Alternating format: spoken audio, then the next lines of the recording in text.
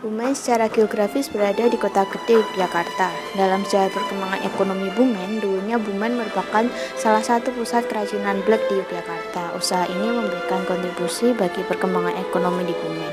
Usaha kerajinan ini didukung oleh hadirnya koperasi KPBK, yaitu Koperasi Pengrajin Blek Kota Gede, yang memberikan dukungan modal usaha. Koperasi ini menjadi organisasi sosial potensial yang ada pada masa itu guna menyokong perekonomian di Bumen, terutama untuk akses modal usaha.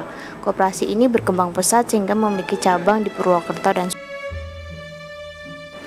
dinamika kehidupan warga Bumen berubah ketika tahun 1965, yaitu peristiwa politik yang dikenal dengan G30S PKI.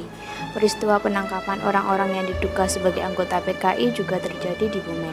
Tanpa proses pengadilan dan penyelidikan lebih lanjut, banyak warga yang ditangkap dan dipenjarakan, diantaranya mengurus koperasi dan laki-laki dewasa.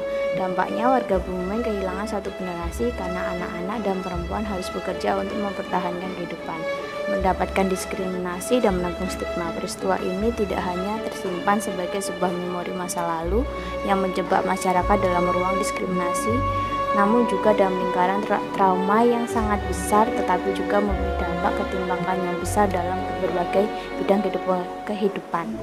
Secara sosial, warga Bumen mengalami krisis pengakuan karena stigma PKI yang mereka warisi secara turun-temurun. Krisis pengakuan menyebabkan mereka tidak berdaya secara sosial, ekonomi, dan politik.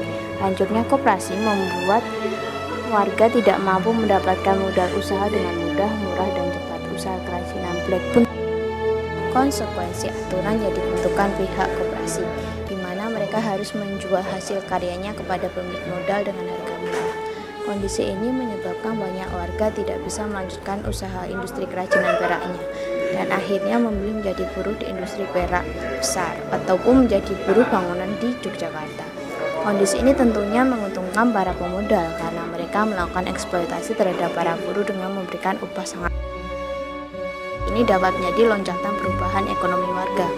Namun dalam realitasnya, para pemodal besar dengan strateginya yang licik membeli inovasi pengrajin, dan para pemilik inovasi ini teralienasi dari inovasi yang mereka hasilkan.